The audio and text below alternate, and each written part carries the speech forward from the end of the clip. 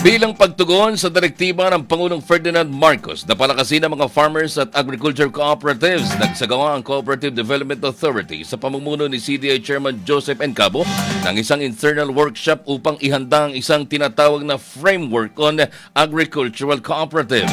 Sa panayam ng Co-op Radio TV kay CDA Deputy Administrator Ray Elevazo, sinabi nito na sa inilahad na perspektibo ni CDA Chairman Encabo sa isang sitwasyon ng umiiral na co-op agri-ecosystem, hindi dapat magkakahiwalay ang lahat ng mga ahensya ng pamahalaan na may pakialam sa kooperatiba.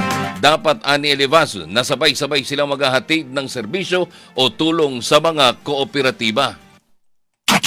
Sa pangkabuuan, kailangan magtulong-tulong yung government agencies, particularly sa programs, projects, and activities. Hindi dapat maghiwa-hiwalay yung approach para sa agricultural cooperatives. Kasi po, kailangan talaga ng tinatawag natin na convergence, synchronization ng ating pong pagsisikap.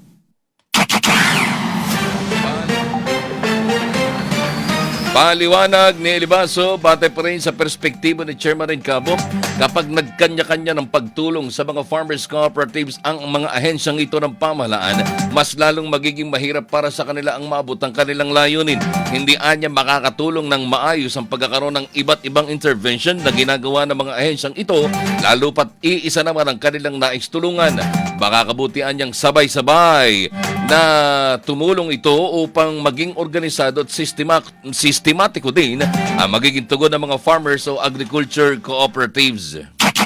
Tinawagan din po natin yung mga government financial institutions kasi nga po may mga requirements na kailangan magtugma sa requirement din ng Cooperative Development Authority. Kung halimbawa ay magpapautang po sila sa agricultural cooperatives, dapat mayroon tinatawag tayong Certificate of Compliance. Minsan po kasi may mga nagbibigyan ng tulong na hindi pala compliant. So, kailangan mag-usap din ang CDA at saka yung mga GFIs.